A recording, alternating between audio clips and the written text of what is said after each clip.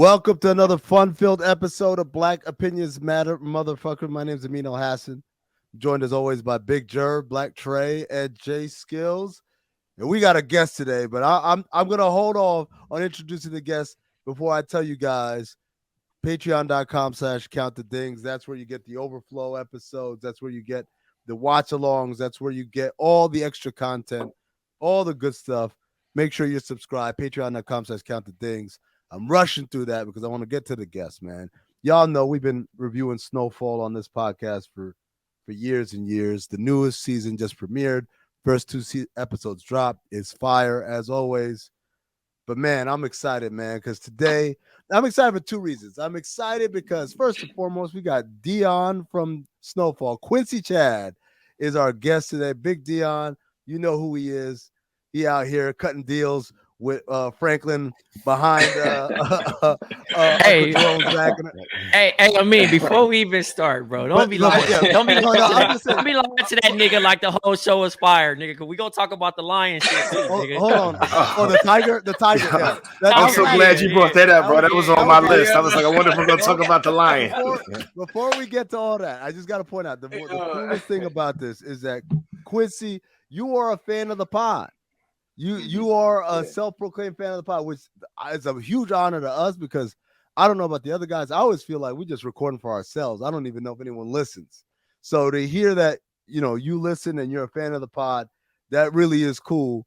But obviously it's even cooler to know that you're on this show that we love as well.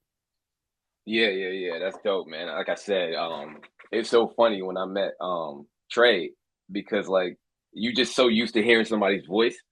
And then you meet him in person, it's like, wait, like you're an actual fucking person. Like, even though you see him on the pod, like, it's like, oh, okay, you are like a whole person. You're not like this entity. Same goes for you, too, because I've been listening to you for years. Like, you've been all over the place. Levitard, all that shit. I used to listen to all of that. So, I'm happy to be here, man. Trey actually is an algorithm, though. I hate to break it. He's not a real person. Hey, man, they just place me anywhere at this point, bro. My eyes was playing tricks on me at Soho House then. Right. Trey GBT, he's just AI. Yeah, exactly. Trey CPT. But all right, so where do y'all want to start with this, man? What do y'all want to do? Y'all want to start with the fucking Tiger, man? Yes. Well, honestly, what y'all want me to say about that, man? So first of all, I want you to talk about how a New York nigga gets casted as an OG LA nigga. And then secondly, who was your muse to basically channel this voice? Oh man. All right. So I moved to LA right at the start of the pandemic. I know Trey, we've been through all this, but everybody else, all your listeners don't know. I'm from Brooklyn, New York. My parents are Trinidadian. And so I had been working, acting in New York for a long time. And then moved at the start of the pandemic. That was like May, 2020? Yeah, May 2020. Got here. The whole industry is basically shut down. And this was the first gig I booked in LA.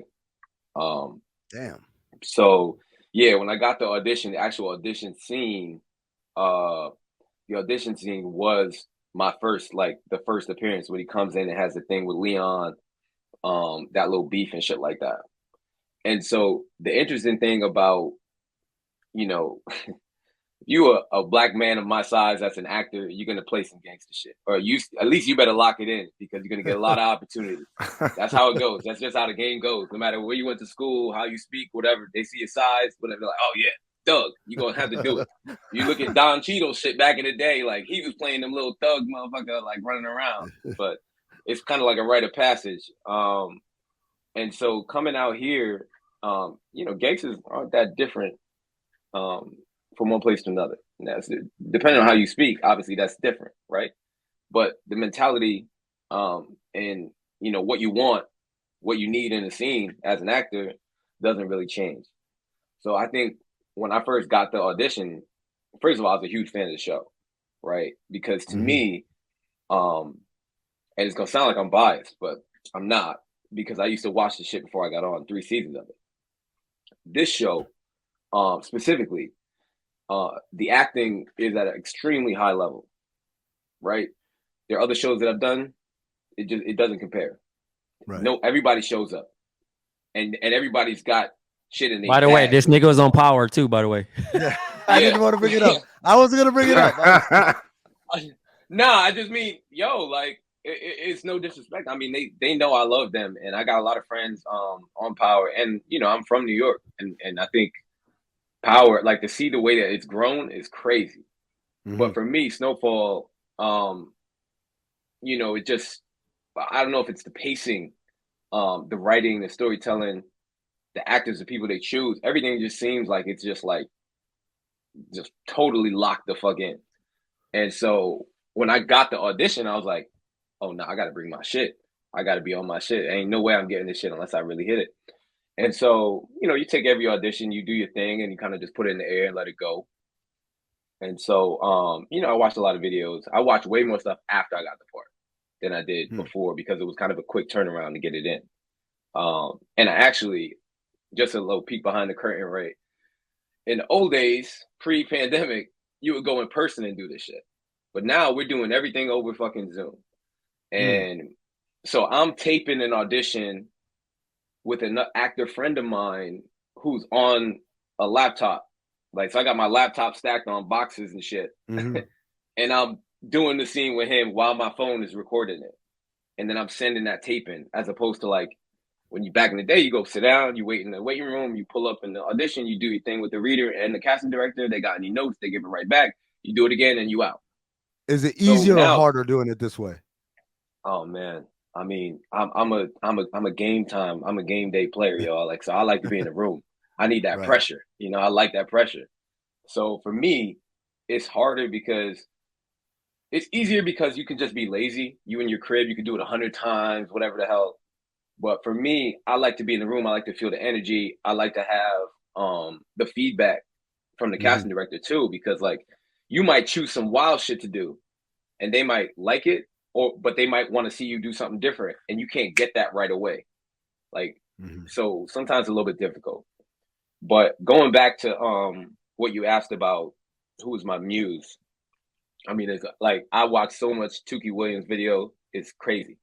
Like, that's what all I was watching. I was watching that, and I was just anything 80s Crip I could see on YouTube. I was just I'm just watching. I can't even tell you what I watched. It was like hours and hours and hours of shit. Now, real quick, Trey and Jason, you guys are Los Angeles natives. You grew up around characters like this. How would you rate Quincy's portrayal of 1980s King Crip? My man Jerv took a sip. Me and Jerv are out of this. I was waiting on Jason to say something. You're waiting on me? Of course. We're East Coast guys. Me and Jerv don't count, so we gotta ask the West Coast. You already spoiled them when you told them I was from East Coast. I'll train you. Right. It's tough, man.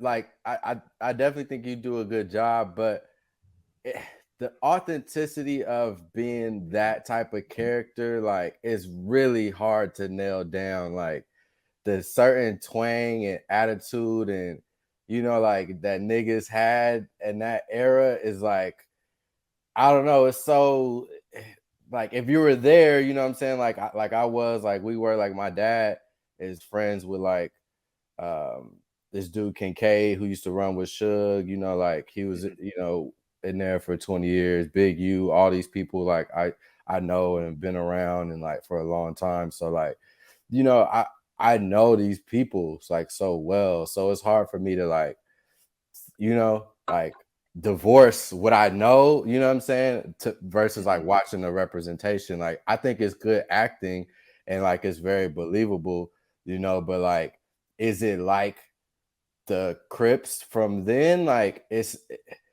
like I said, the accent I think is the thing that really gets me. Like, it's hard to mimic that Crip accent. You feel me? Like, I think that's their own accent. Yeah, for sure. Their own accent. Definitely. Crips and Bloods have each individual accent. Different accents? Yeah, there's different accents. Yeah. And like, that's crazy. Hold on. Yeah. So it's a delivery, right? So you could tell, and I mean, Quincy's been around LA a lot now to a point where he's not finding himself in different territories that he's not supposed to be in, but you can tell like how I say dog. just me holding it like, yo, this shit crazy, dog. Somebody will stop and be like, here, blood. Really? Yeah. Oh man. No, that sounds like how I say dog. Thank you for letting me know. I want to say dog, bro. Hey, Jerv got the red background too. Because you have to understand. You have to understand certain words and certain enunciations are associated with certain things. You know what I'm saying? Bompton, so you're not. But even that's a stretch because that's even more. That's even more commercial side because YG pushes that. But modern day gang members are not going to be replacing like, yeah, pass me a biggerette. I'm in the biddy. They're not going to be that's costumed up. You know what I'm saying? To a point biddy? Where you know what I mean? Excuse, what's the biddy? What is that? The city swap with a B. Oh, I fell. Yeah. And even to that point, you could tell from how a nigga looks and walks what gang he's from. So you could tell if a like from, individual, like small, even. Yeah, crazy. Because after a while, Jerv, this is what I love about LA. You can't walk, you can't wear a hat, you can't do shit. Man. Like, roll up, like, is there if I'm from one side or the other side? Is there a certain way they like roll up too? Like, is there a difference in that shit? Nah. So the weed brings everyone together then. So the thing is about it, right? And you have to understand, it's just kind of like they've done that to separate themselves because it's so many of it. You get what I'm saying? So when you think about a Crip gang, what does your Crip gang do differently besides a color or an association of a logo? You know what I'm saying? So when you think about certain things, like my mom, right?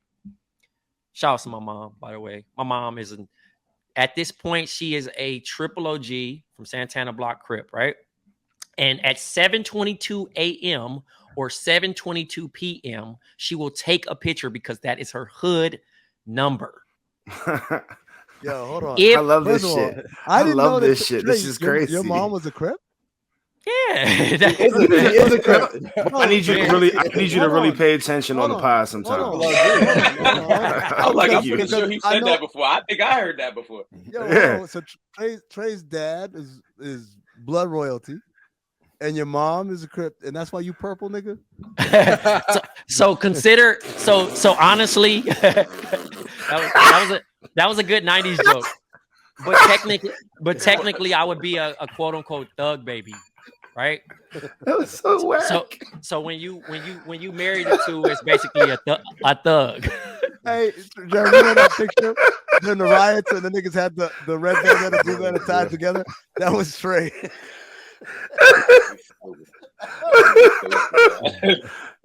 Yo, I could never.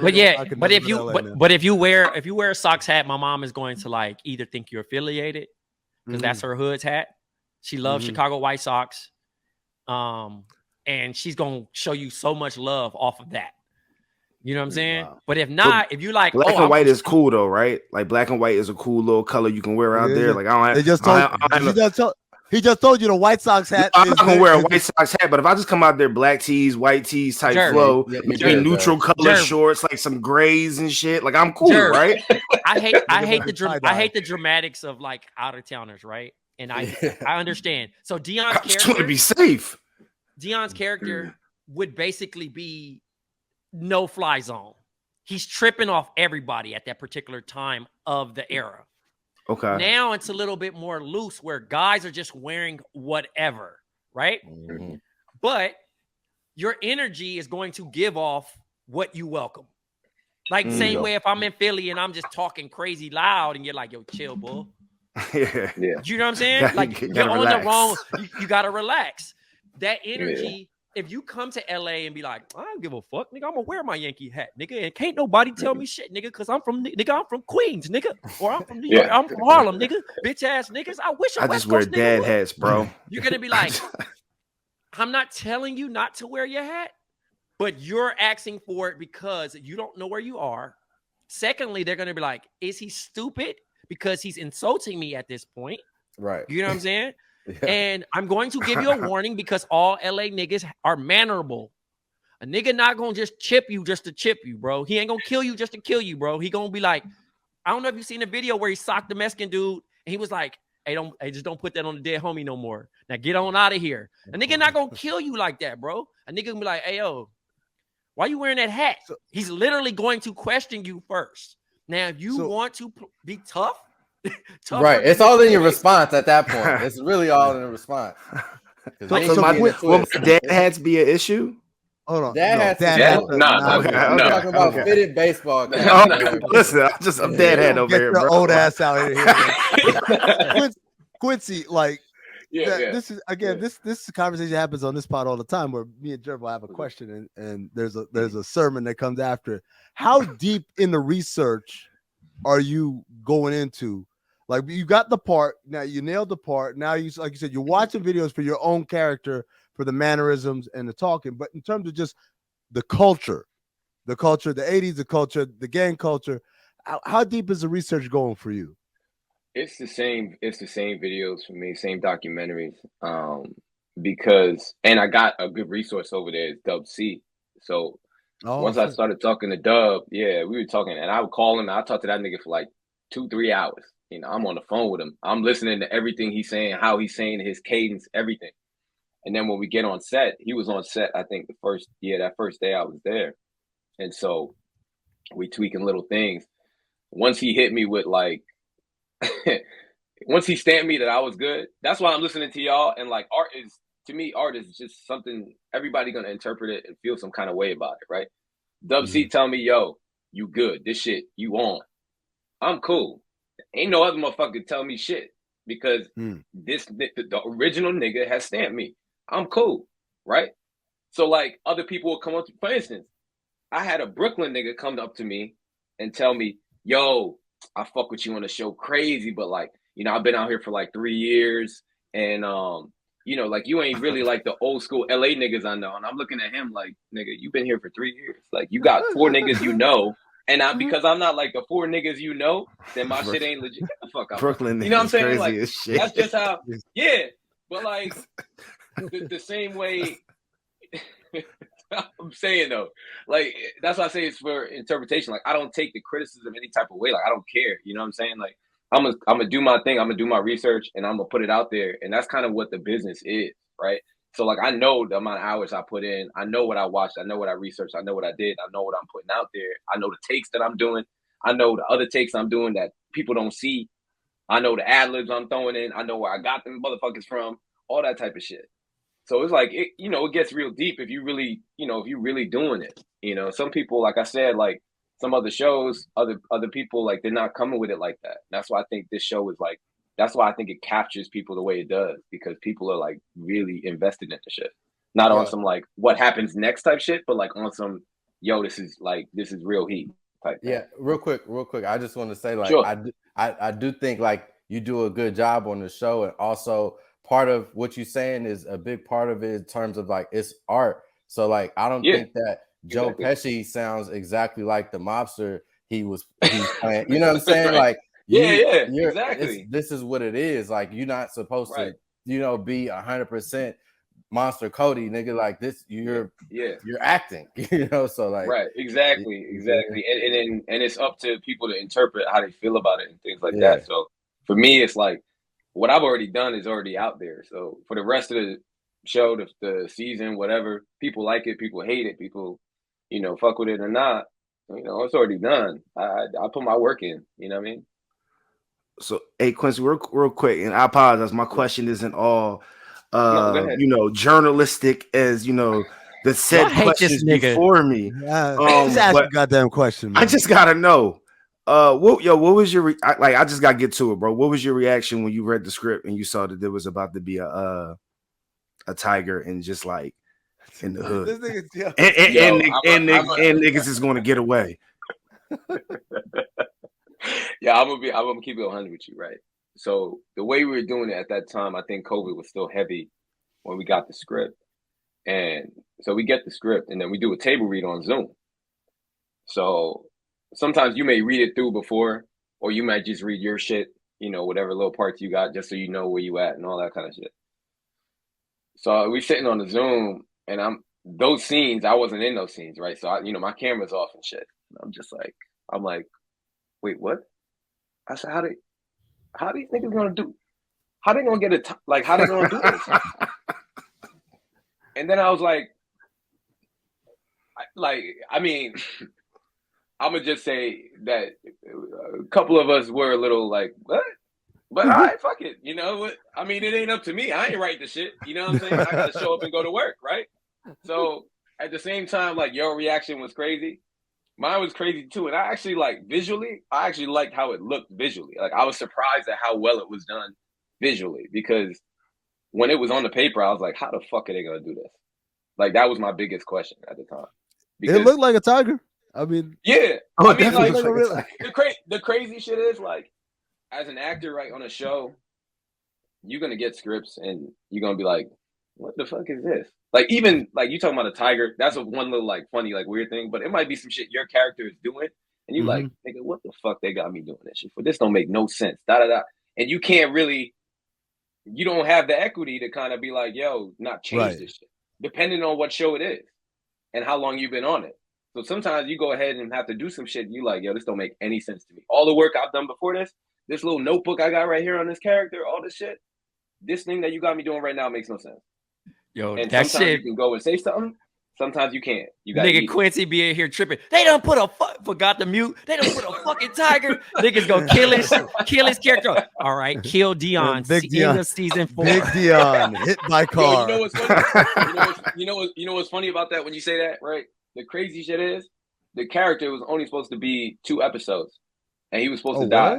But because they fucked with the way I did it so well that they just kept me on. They kept me all the way through. Like I was at the rap party and I talked to the writer that created Janine Daniels that created the character. And she was like, I'm so happy you made it all the way through. Like this was supposed to only be a small thing, but like you did your thing. And they were like, yo, they got to keep you all the way on.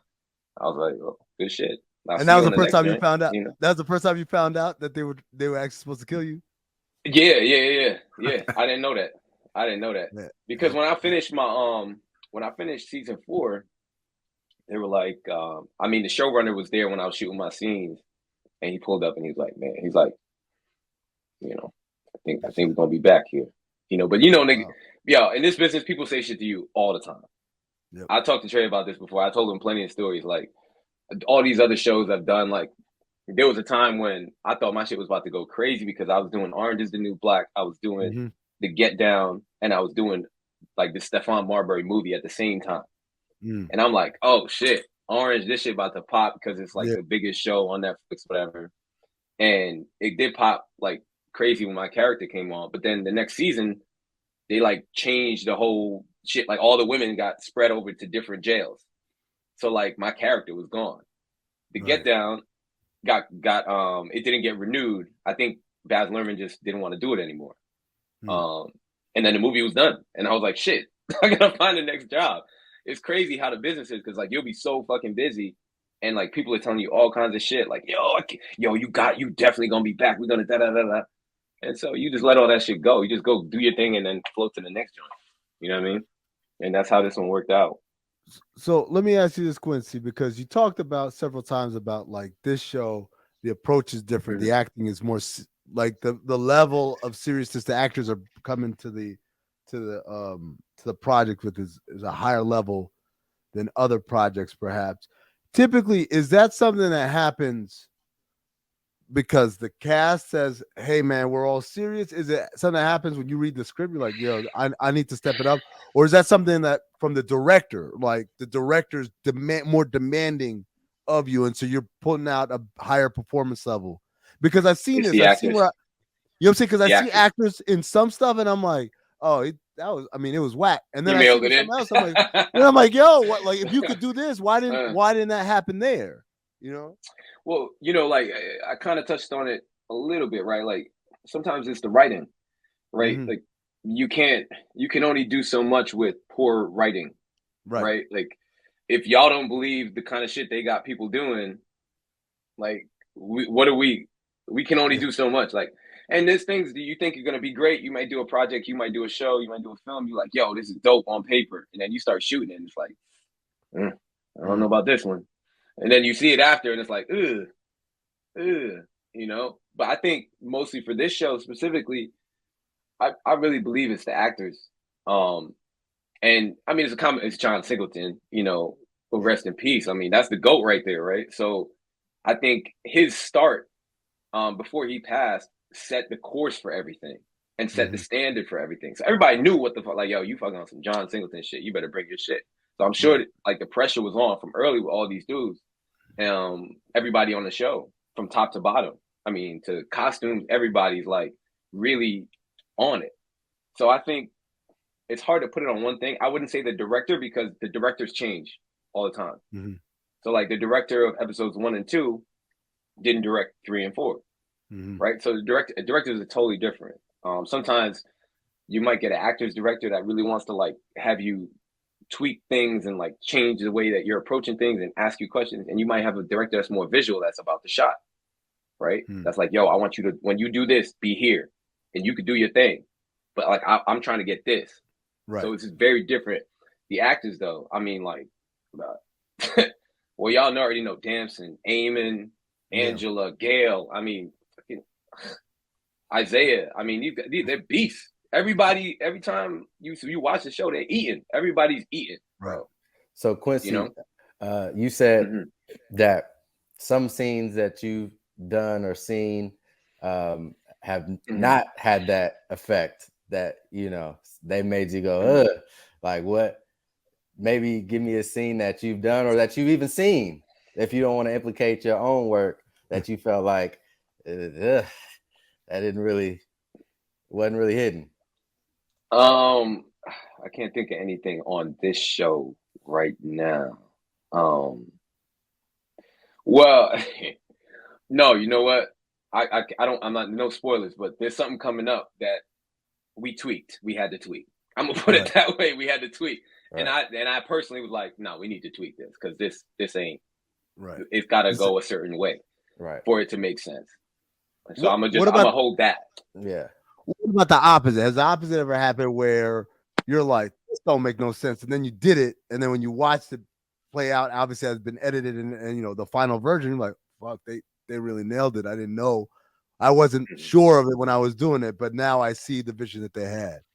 Yeah, a lot of times, you know, as an actor, you're connecting, you're dealing with this one person, right, in the scene, or you're dealing with whoever you're talking to and all of that, the environment's around you, right? So sometimes it's a little difficult to step all the way back out and like see the big picture.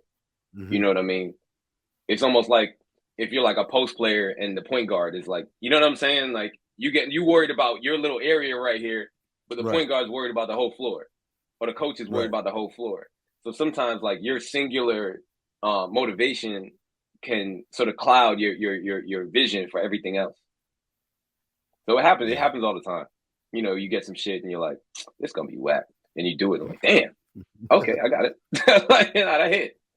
Especially, you know, we do so many takes, man. That's the thing about TV versus like theater.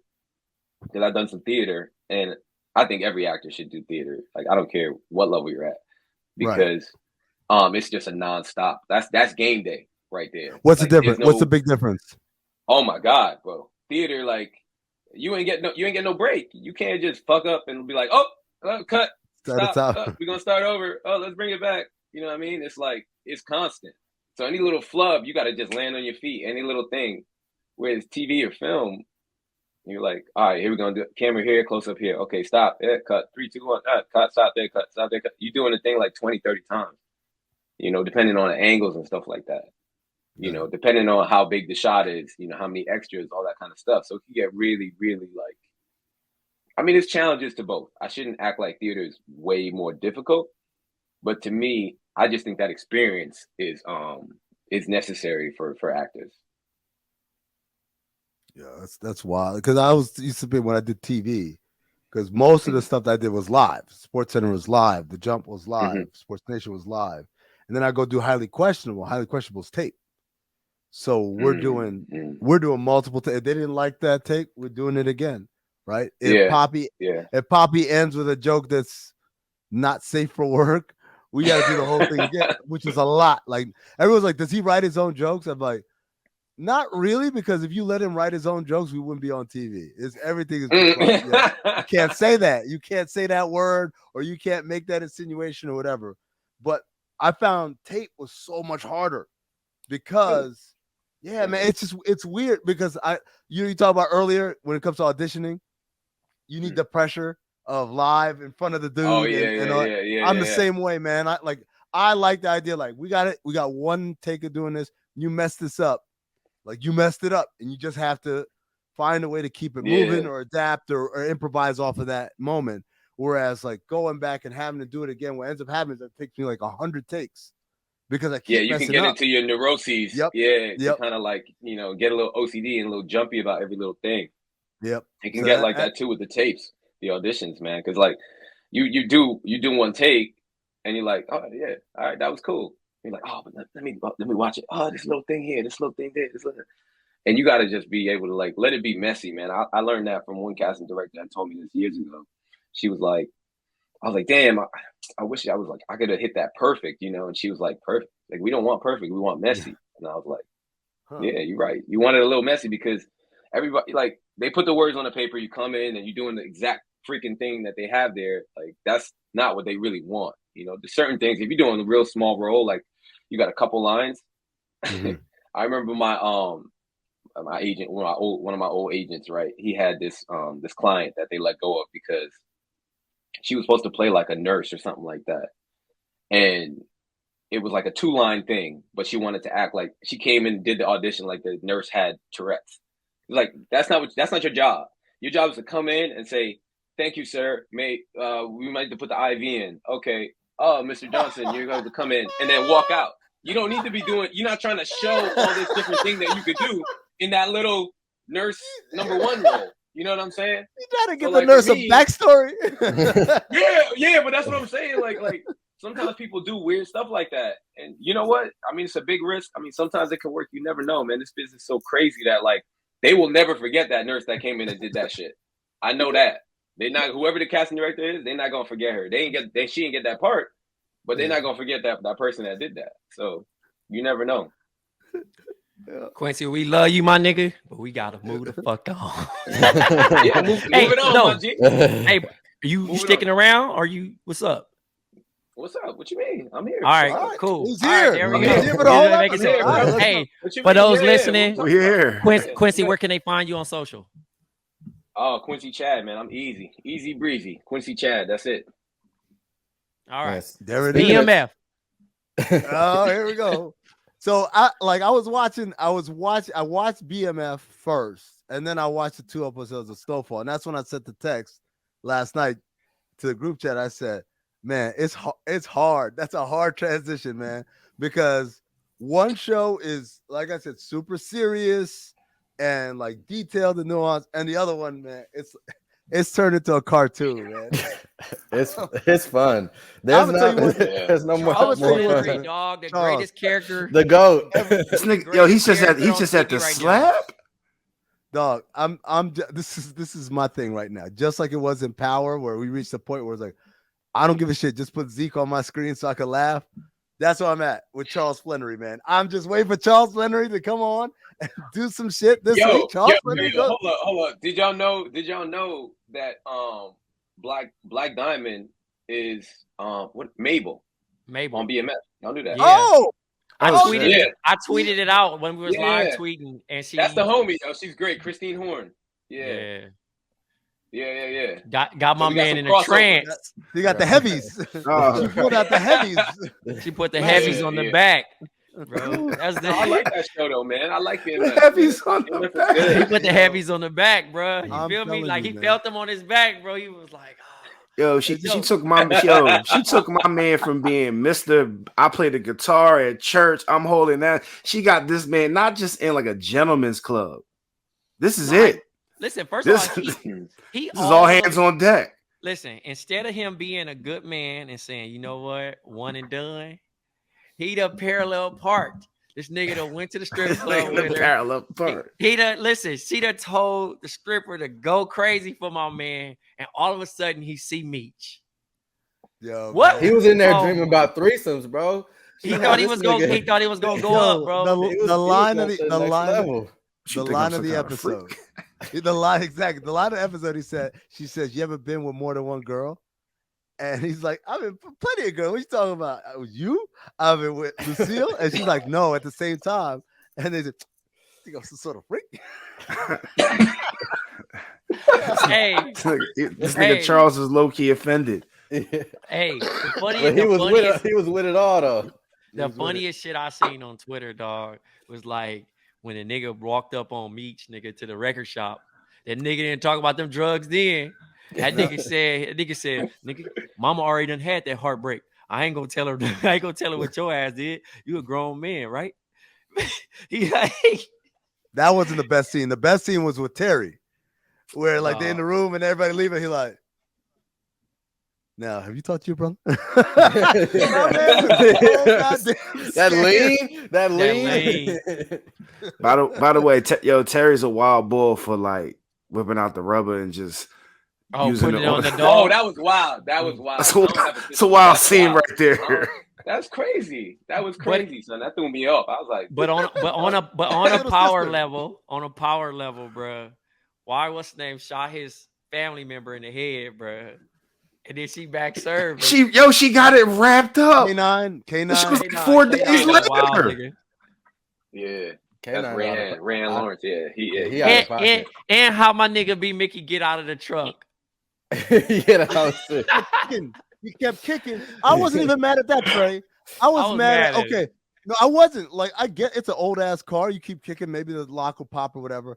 He rolls onto the ground. All of a sudden, his hands are loose and he can Well, how does his hands get loose? Wasn't he tied behind his back? Because he turned into a motherfucking gerbil and nibbled. I mean, I'm not an expert in tying niggas up and putting them in the back of the trunk, but like I feel like niggas usually tie their legs too, right? Like all the mafia joints I see, they be tied up with their legs too. Hey man, it's all perception, dog. Like again, I like that we can go from, Snowfall where we kind of like invest to that point, and then we go into BMF where we know we just looking for the fun shit. Like I don't go into that shit looking for like, nigga, that shit supposed to be Snowfall. Like, I'm not looking for that, because when I watch it, I'm looking for Charles Flannery. He's the power ranking number 1. Yep. Yes, absolutely. Hey, the internet hates him, by the way. Y'all know this? Let's not do that, bro, because we wasn't fans of Bull off top originally too. I was. We didn't really start liking him until he started doing the flim flam, and it was like, oh, he's a nigga. You are right. Jerv, y'all ain't love him until he walked out of the one room and walked back. Hey man, he had a change of heart. When he broke the space-time continuum, that's what got a nigga's good side. Said, yo, fucks with him. As soon as my nigga stopped being a Christian, bro, I was in, bro. He locked in. He was He's really still a dirty. Christian. Yo, he just a sinner. What you talking about? Yeah, that nigga still the Lord. But he out here sinning. Yo, speaking of Christians in the Lord, which one of y'all had Snoop pulling out a gun on y'all bingo card? Because I didn't see that coming. That was the best scene of the episode. Or really like that shit. That shit was hilarious, bro. Because this nigga Lamar brings in the taxidermy dog. Like, what the fuck was that? Hey, that was the same dog. Hey, that was the same dog Martin had. Yeah, that was the same dog. Same note too, bro.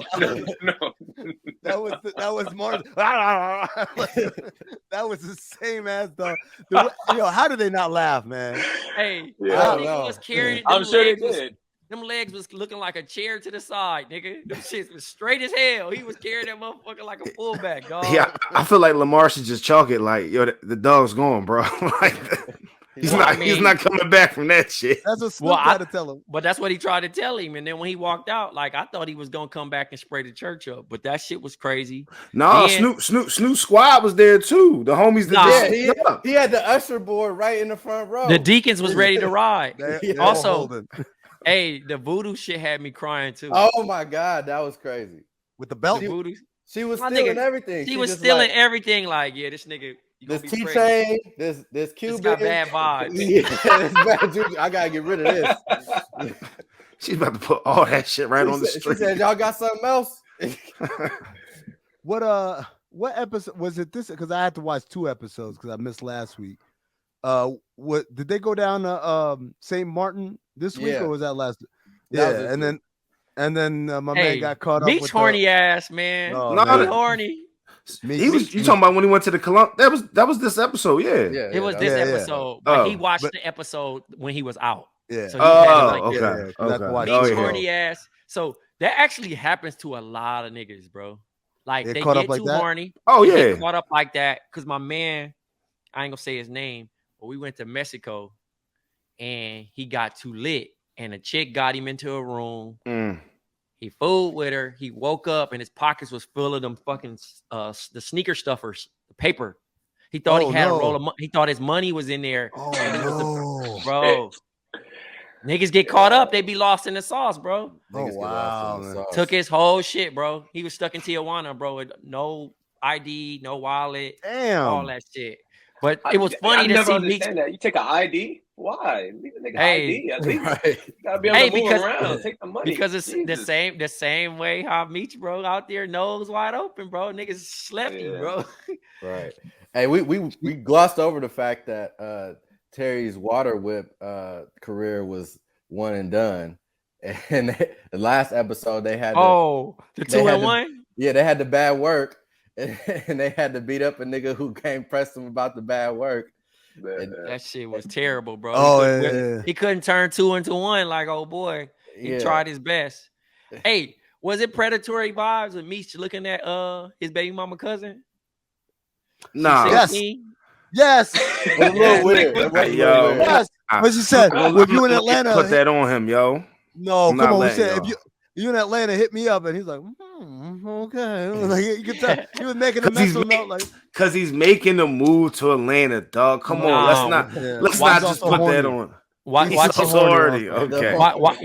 he be smashing, and I want you to. Oh no, yo, he's they're not gonna have not Meech, dog. Okay, first of all, that 2 years later, it'll be like you'll see a 2 years later flash, and then Meech. First of all, Jerv, nobody that plays a kid be usually a kid. You know what I'm saying? Because I was watching The Last of Us, right?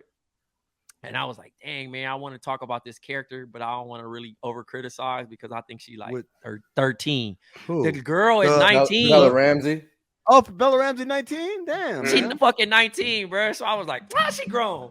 You know what I mean? Like, I'm about to critique now, nigga. Open season. I'm going to critique her because I don't like talking about little kids. So in that situation, Jerv, that little girl who supposed to be allegedly 16, she probably 23 playing that role. No, I listen. I get that. Y'all just not putting that on the board, dog. Hey, man, old niggas is fucking these little kids, bro. No, dog, we not putting that on him, dog. We not putting that on him, dog. Hey, man, y'all niggas wild. The Wyclef story just came out, bro, with Lauryn Hill. The Wyclef Lauryn Hill joint. Lauryn Hill was 14, Wyclef was 20, and he was married, bro.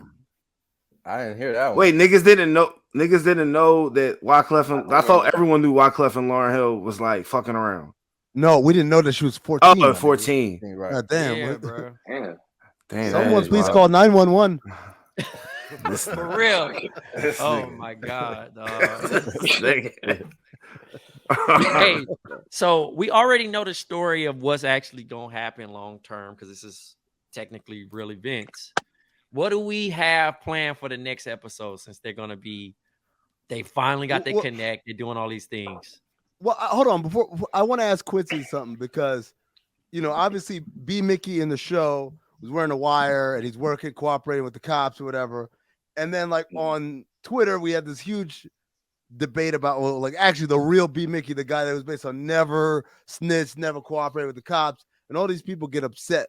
Like, oh man, y'all putting dirt on a man's name, whatever, even though they very clearly said a lot of this is fiction, except the parts that aren't. So Quincy, have you ever had anybody approach you about, nah, that ain't how the shit went down or whatever? I know you're not technically playing a real person or one specific person, but have you ever had anyone try to like check you on like that's not how that shit went down back in the day? Not specifically because like, where the BMF show is, people hold it like real close to their heart. People that are close to it, because it's a real thing that happened, right?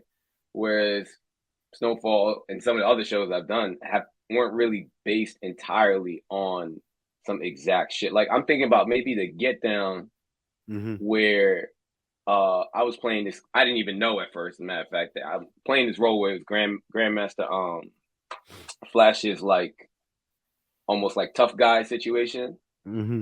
and it was actually based on a real character, and the dude's name was Tiny, and they had a song by Baby Huey that they used to play at the parties. Anytime this song came on, everybody knew they were about to get robbed because Tiny and his people would roll up and rob everybody.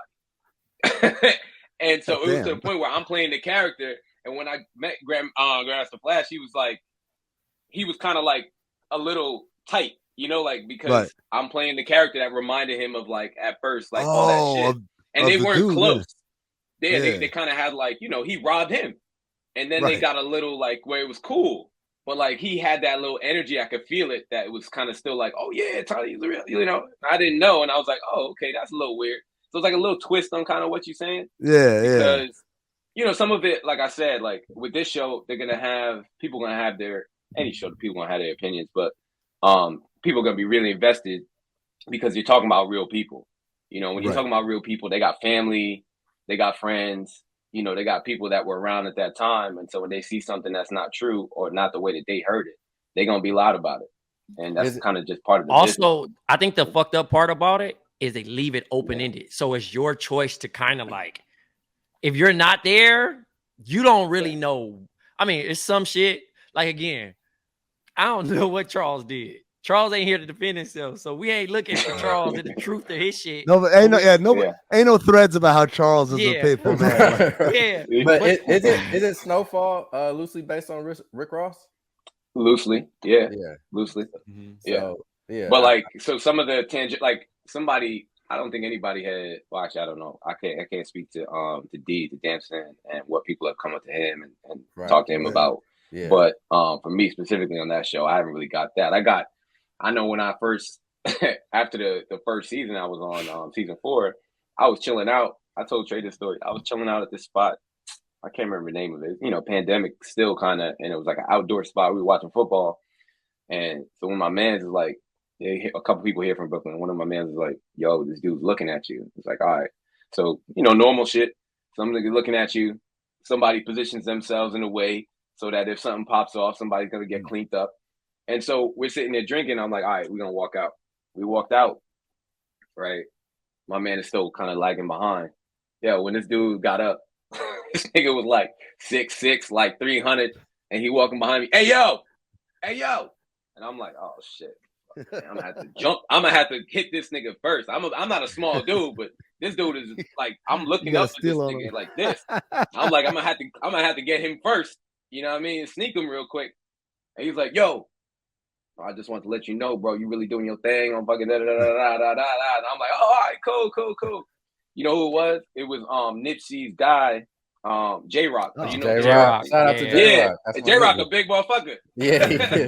Yeah, so I didn't know what he was on when he pulled up behind me, but yeah, it's like shit like that. So like, I haven't had anybody be really negative in a loud way with me in person, at all. Yeah, no, you're basically technically the actor nigga now in LA. Like a nigga gonna be like, man, that's just the actor nigga. Niggas not gonna fuck with you ever again. Like especially a show that they enjoy, they gonna be like, that's just the actor nigga. For real. Oh, for real. Man. They like, man, that's the actor nigga, man. Watch out, leave him alone, nigga. No, real talk, like out here, like they show a lot of love. They definitely do. We went to that. I went with Isaiah. I'm saying the names, but I don't know if you know Isaiah John, who plays Leon. We went to the that was like the Crenshaw like street festival or whatever it was. Mm-hmm. That shit was dope. Like, I mean, people showed so much love on that. We were walking by, like people giving us free food. They like, yo, they love the show, taking pictures, all that stuff. So like, yeah, they definitely showing real love out here for that show. Was it Taste of Soul? Was that what it was? That's what it was. Yeah. That shit was fire. Yeah, no, Taste of Soul kind of remind me of New York a little bit. That little outdoor joint. Yeah, it's like pretty much like a new event. We have only been doing it for a few years, but I'm glad they started it. The dude Danny Bakewell that runs the Sentinel newspaper. Word. Yeah, because I actually covered the event when I think either their first or their second one. But yeah, no. Okay. Yeah. No, we had a lot of fun out there. Ate a lot of good food. Found some good spots. You know what I mean? Yo, Amin, you say you've been catching up on TV the last 2 weeks. Yeah. Where the fuck have you been, bro? Now, look, man. Let me say something. Real quick. Yo, when you see a nigga smile like that when you ask that question, he's about to say some shit. I'm just saying, like 2 Sundays ago was Super Bowl Sunday when we were recording. I was as close to death as possible because from Wednesday to Saturday of that week, the Super Bowl was in Phoenix. I live in Phoenix, and I was basically living 2-a-days every day. Wednesday, go out during the day, we get hammered, come back home, literally just to shower, change, maybe get a bite to eat, and then go back out. So Wednesday, it was Rick Ross at the W, which was cold as shit. It was on the rooftop tray, right by the pool or whatever. And it was like 40 degrees at night. So it was like everyone was freezing. Rick Ross took forever to get out there. But shout out to B. She hooked it up for us to get in. And it was a great show. It was just cold as hell.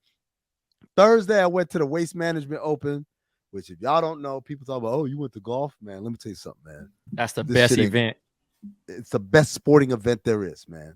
Because you just go out there, you get hammered, you eat, you run into people, and that's it. So I had 2 wristbands. I had, what's it called?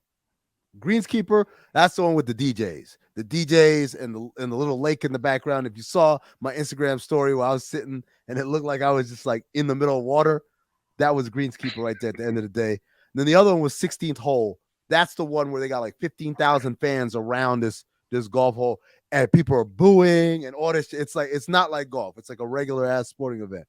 So I was going back and forth between them two.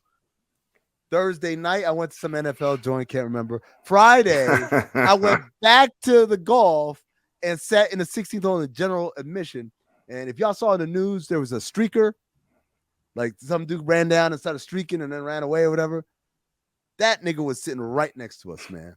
Like right the fuck next to us. And to the point where the cops came over and they started asking us. I'm like, I don't know that nigga, man. Like, hey, so the nigga started taking off his clothes and y'all was looking at him like, what the fuck is this nigga up to? No, it's literally like because we just got in like this, and I was actually looking at the beer guy or whatever, and then I turn around and I'm like, oh, and I turn around and I see this nigga running across the thing. I'm like, oh, and then I was like, wait, was that the dude that was sitting right here? So the cops came and they were like, where are his clothes? I was like, I don't know. And apparently what happened was he had a girl with him. And as soon as he jumped and everyone went, oh, everyone's looking at the streaker, she picked up the clothes and just dipped. Right. Ooh. But so I was smart, right? Except niggas trying to go viral, man. What do you get out of streaking? I don't understand. Let me tell you, what's the award? Let me just tell you this. He was juking the hell out of them old folks. That was spin moves and chop steps and everything. Them old folks were like, shit was funny. And they told me the nigga went out and he ran onto another hole. I didn't see this part because he ran out of the 16th. He ran onto another hole and then jumped in the lake and started doing like the backstroke. That's what they said. I don't know if that's an exaggeration, but like that's what they told me happened. Right? I was gonna say that shit sound like some crazy shit, man. I'm just saying that's what they told me happened. So Friday came home, showered, then I went to the Drake party. Now this is my favorite part where niggas are trying to tell you some shit about your city.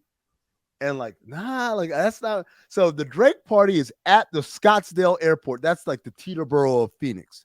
That's where all the private jets y'all was come in North. Watch this. So it's like it's at the airport, and it says at the hangar. I'm like, that shit's in an airplane hangar. So many niggas like, nah, it's a restaurant in Scottsdale called the Hangar. I'm like, nah, nigga, I'm looking at this address. This is an airport. It's a hangar. Yes, no. Y'all pass Frank Lloyd Wright. When you pass Frank Lloyd Wright, nigga, you are far.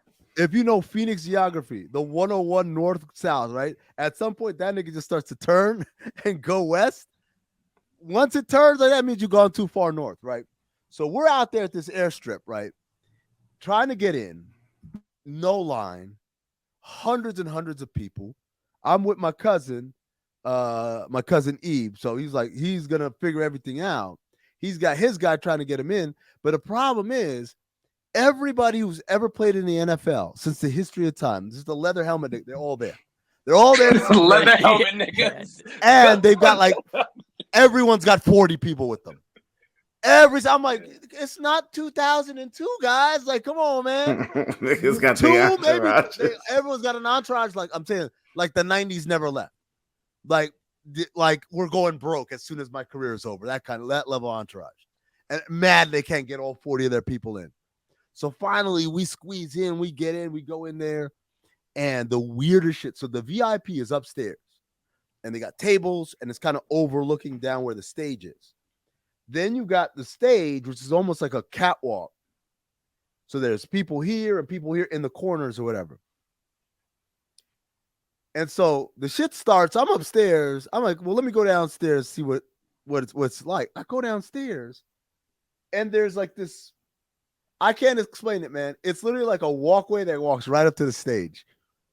And there ain't no security, and ain't nothing. I'm like, so I could just walk here and just be like 5 feet away from Drake? Why the fuck is everyone sitting upstairs then? Like, it just made no sense. None of it made sense. People were pushing and shoving on, like literally on this side of the barricade. I'm like, y'all know you could just walk around this barricade and be where I'm at and be right there. Whatever. Drake came on. He put on a good show. He did like all the hits from way back from the mixtape since like 2009 all the way through. Told little stories, jokes. It was cool, whatever. Saturday, I went to Gronk's party. Now, this shit was at Talking Stick at the resort. It was outdoors, and they had a stage, and they had Ludacris. I literally can't tell you who performed. I know Luda was there. I know Lil Jon was there. I have no idea what was happening. I was just hitting that bar hard, that VIP boy with the wristband. No tomorrow. I was a man on a mission. With the wristband, no tomorrow. Edge of tomorrow, bro. I was double fist and everything, man. And then like there was, it's so and so. I'm like, whatever the fuck, man. So got done with that, showered, changed, came home, went back to Netflix. Now this was the best party. Netflix did their party at Topgolf, right?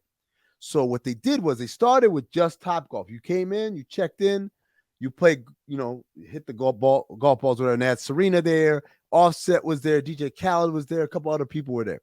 They're all part of this shit. By the way, did y'all do that campaign, Trey? The Michelob shit? Is that y'all or no? That was us. Okay, yeah. So and there was a lot of. We did the Gronk field goal too.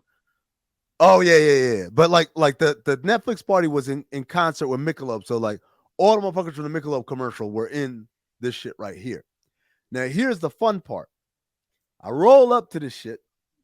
I had an RSVP, but they said the RSVP line is over there, and I saw this line going like around the block. I was like, I'm not doing that shit, man. So I go up to like the VIP check-in thing over here. Now, Quincy, I don't know if this happens to you, man. This is my level of fame. This is where my fame works. I walk up to the VIP thing. It's like 5 people in line in front of me. Like, cool. Walk up. There's a girl with a laptop. I know my name's not on the list. I said, El Hassan's the last name. And I spell it. And I'm like, are you sure you're spelling it right?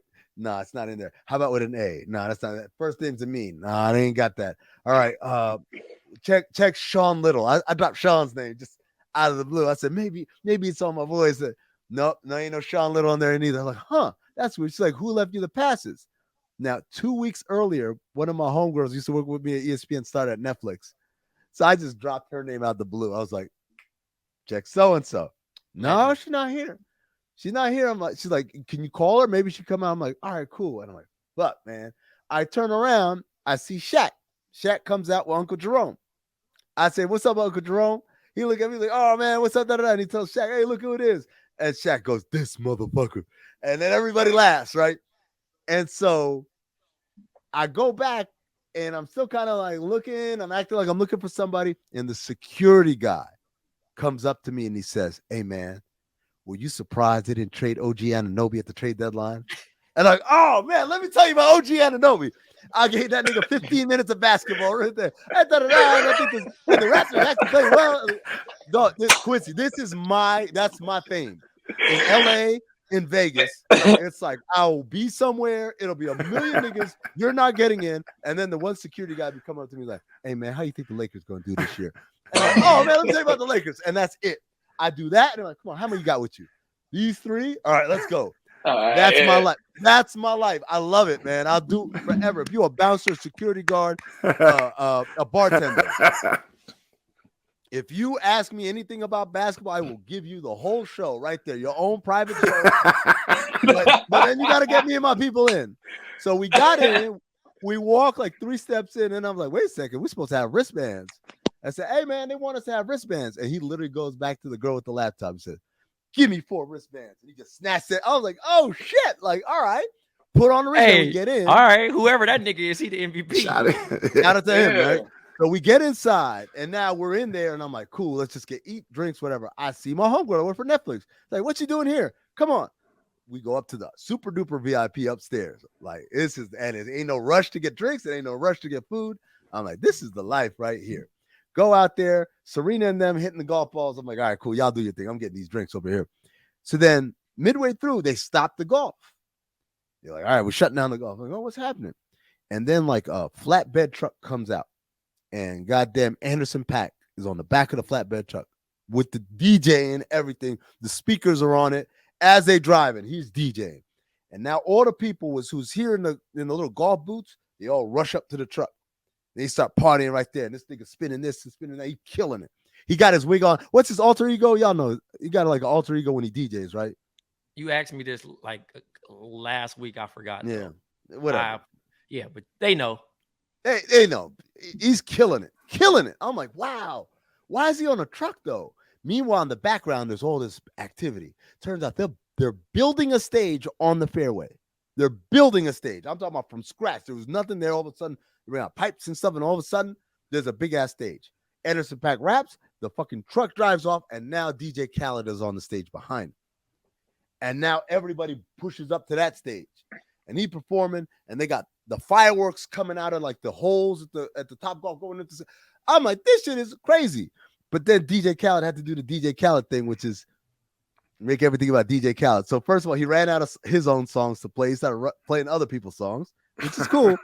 Except he would do shit like he'd play Blow the Whistle, and when Short said, what's my favorite word? To kill the music, and everybody says, biatch, right? And Khaled said, no. What's my favorite word? Another one. And I'm like, that's technically 2 words, Khaled. But like he literally went through this stage where he would play exactly 20 seconds of music before he would stop it and start talking again. And the talking was just complete Khaled gibberish. What did he say? If you believe in God, put your hands up. We're like, what? What are you talking about, nigga? God did. Y'all don't believe in God, but God did. Is that a Jesus reference?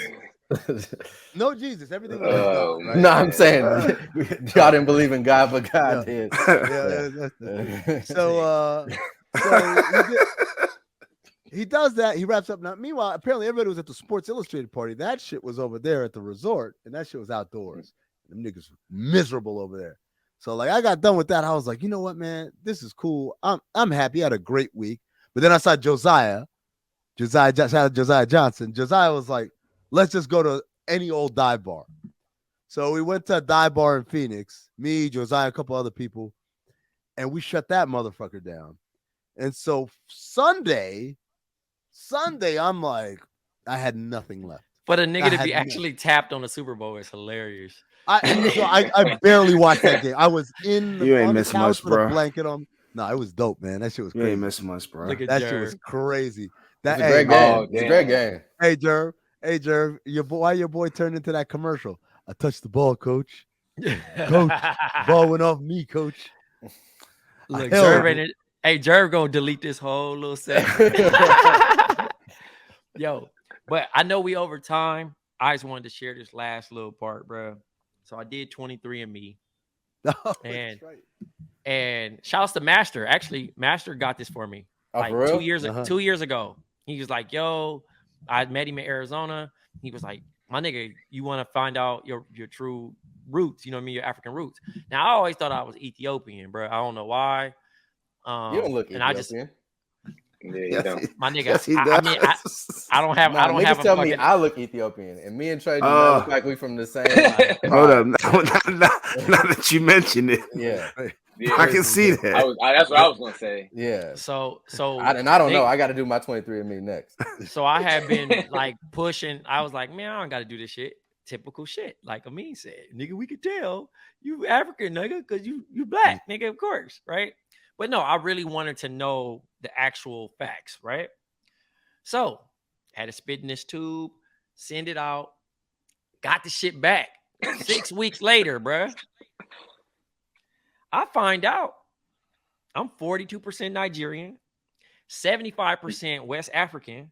And guess what? Here's the shocker part. This ain't even for Black Opinions Matter. I'm 13% European. How's that a shocker?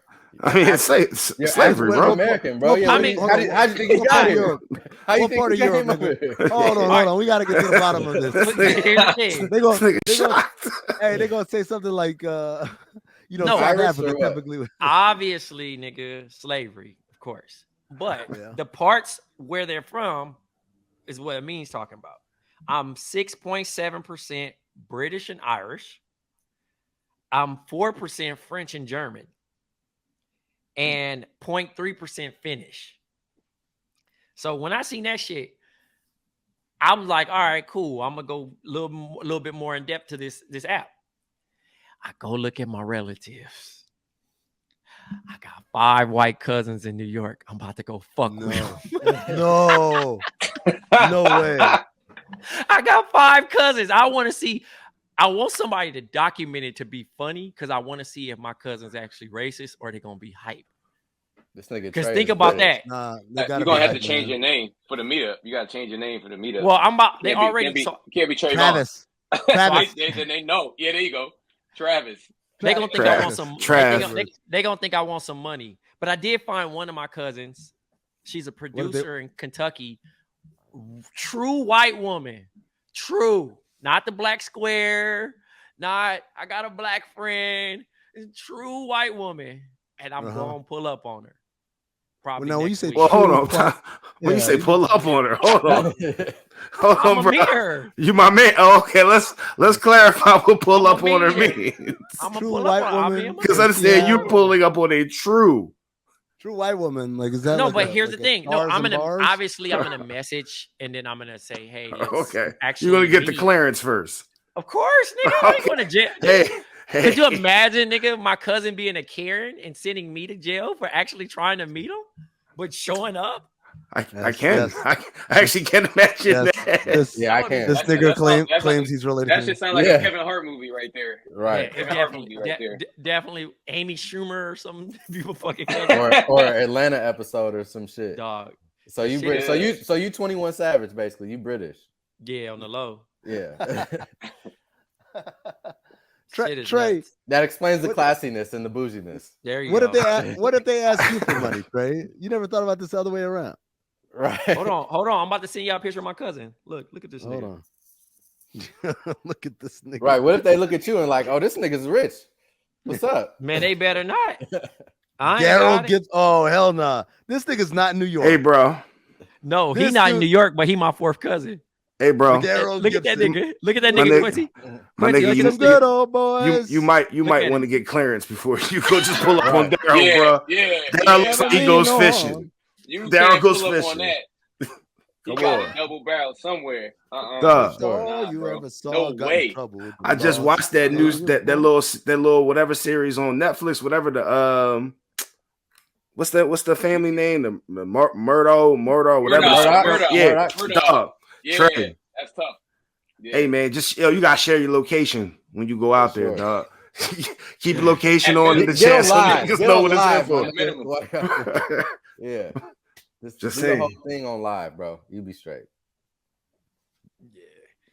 It's 1,499 relatives. Oh wow.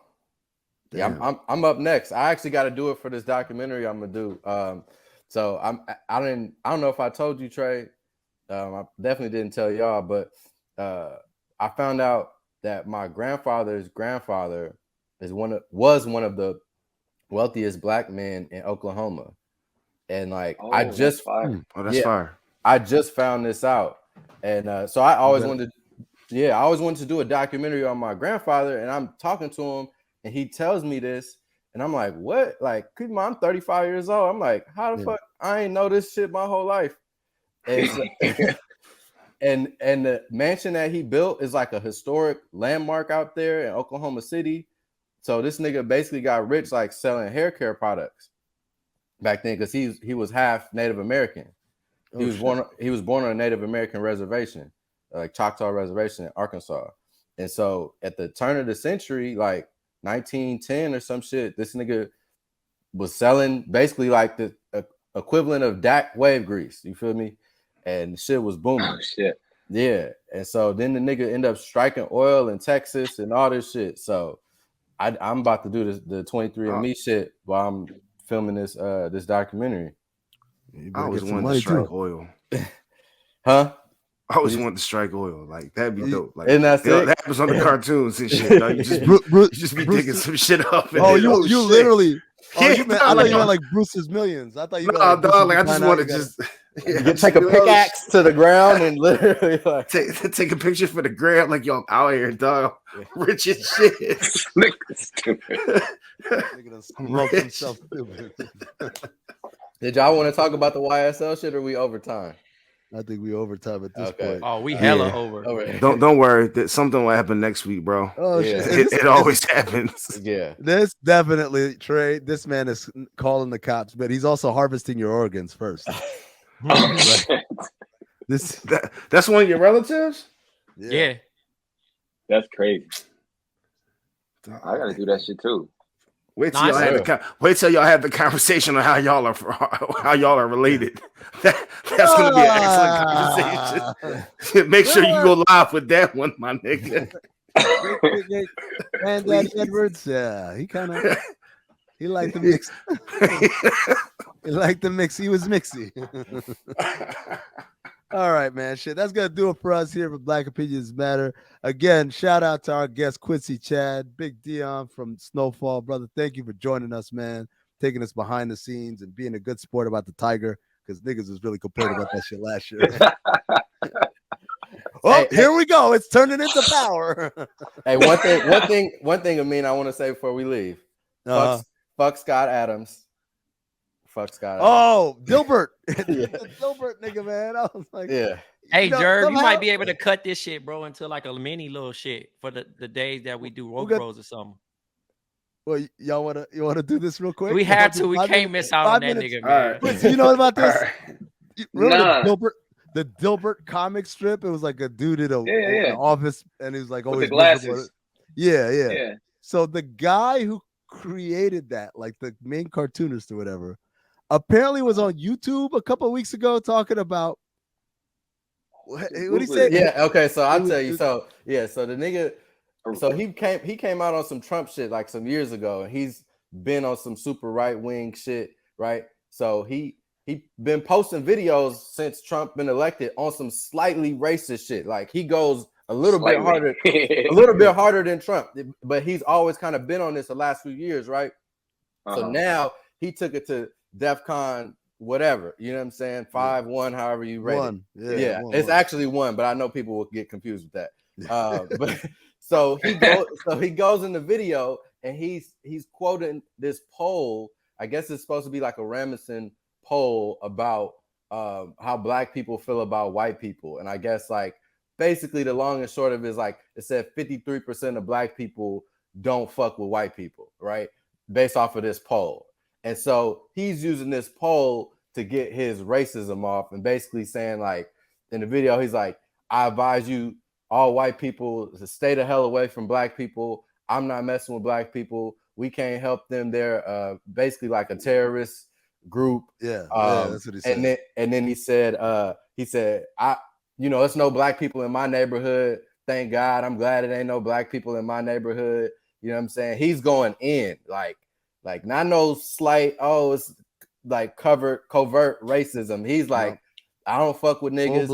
Keep you niggas, keep them niggas away from me. I don't want to see them niggas when I'm walking my dog. Like, but did he hard R or anything? Huh? He didn't he didn't go Kramer on me. That's the only thing. He didn't hard R it. So like I actually hand up, I'm a reply guy on Twitter. Just admit that. And so anytime I see like some super inflammatory shit, and if it like triggers me, I'll just start going in the comments and just hitting up the niggas who was saying agreeing with the racist shit and just start getting into it with niggas. And it's a lot of white motherfuckers that's on his side. That's like, oh, you don't understand. He's just quoting the poll, and it's not racist and all. Like, motherfuckers is defending the fuck out of this shit, but it's not. It's no defense. That's a He sick said response. straight up. No, like one of the like it was a straight up line where he just said, wait, hold on. I gotta pull the actual line because he called Black Americans a hate group. Mm-hmm. Like as a people, shit. As a people, all of us. Yeah, That's crazy. White Americans should get the hell away from black people. And then later on, complain my reputation for the rest of my life is destroyed. You can't come back from this. No shit, Sherlock. But also, I got to shout out to this guy said the Dilbert guy. I'm sorry, that's fucking hilarious. It is kind of funny, man. Like the nigga was drawing cartoons about like, oh shit, work sucks. Also, niggers. Like there's just something about that is mad funny to me. I don't know why, man. Oh, that shit shit is crazy. But yeah, and so now he's gonna have a whole new career, even though like they now they do racist cartoons. Yeah, well, he's just gonna be like, on Twitch or whatever the fuck, streaming and on some like Newsmax, all of that shit, bro. It's all industry. If I'm him, I'm introducing like a whole new comic strip with a cartoon, new media, no censored media. I'm jumping on Newsmax. We got like, hey man, y'all can't have news 24 hours a day. Give me 30 minutes, man. I'll give y'all a fire sitcom. It's all just racist shit all the time. Like he finna be popping. That's the shit. Niggas act like nobody really gets canceled, bro. Like, think about it. All the people who supposedly got canceled, them niggas is still Louis C.K. selling out. Niggas is out here, bro. Man. Niggas is in the streets. Louis C.K. man, got me about to fucking subscribe to his shit, man. Right. I'll be seeing this because that shit is funny, man. Like, oh man, there's no such thing as cancellation. There's no such thing. Cancellation only applies to if you're trying to get employed or whatever within the traditional means. So if I want to have a show on NBC, yeah, I could get canceled, right?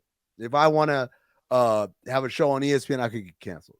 If I want to put out my shit like on YouTube or whatever, and there's enough people who are willing to pay for it, man, you got a whole community that feel like you.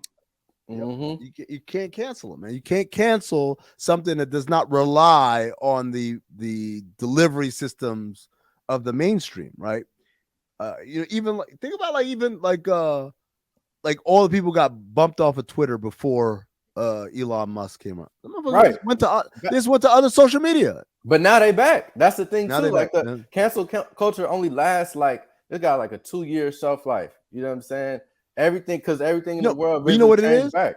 What? It's those. They take those 2 years to figure out. Okay, how else can I do this? Because they've been so used to. I go to the studio or I go to whatever and I get my shit out there now. Now that's taken away from me. A lot of them, they don't even know what the fuck to do. They're lost. Like, oh, how do I get back into this? But if you figure it out, you figure out where's my audience, how can I reach them? Because they're there. No one's ever getting abandoned, right? R. Kelly didn't get abandoned.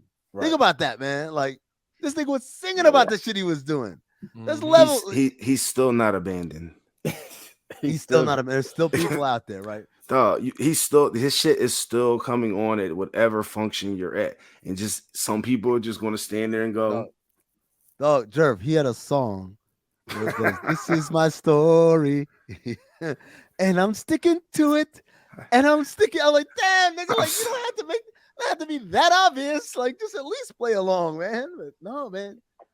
Everyone who's good at something, and like no matter how awful these people are, whether it's the Dilbert dude, whether it's R. Kelly, whoever, Bill Cosby, whatever, they're still great at something. There's a reason why they got to a place where they're going to get canceled. So if you can find the people who still want to consume your greatness, man, that's you can never be canceled. You can only cancel if you become trash at what you did well. Or if you try and buy NBC. Or if you try to buy NBC, that's true. That's the only way. It's the only way. But yeah, fuck. Just yeah. But right. Here's the irony, though. Just my one last point. Here's the irony, though, of the whole his hating on nigga shit and whatever being super racist. Like, nigga, imagine if a black person was doing that. You know what I'm saying? Like, we don't hurt nobody. We don't come to on YouTube and be like, oh yeah, you know what, motherfucker, fuck white people, stay away from white people. Like we do have people do that. You know where they are? On the corner of 42nd Street, dressed like goddamn like gladiators and shit. Yeah. Like I was trying to figure out how I could say that and it not sound so rude. That's the difference, man. Like, y'all hate niggas, and you get it from like multi-millionaire, right, like people who got their work in newspapers across the country. And our people who hate white people are standing outside, like yelling at tourists, basically. Church. Oh man, Quincy, thank you so much, brother, man, for joining us. We appreciate you, brother. This is great. This is awesome, and man, hopefully we can have you back soon. Jerv, Trey, Jay, thank you all as always. And again, patreon.com/countthedings. Make sure you are locked in. You get all the extra content. You get this whole podcast all at once as opposed to little bitty ones every single day. Till next time, stay black, motherfuckers.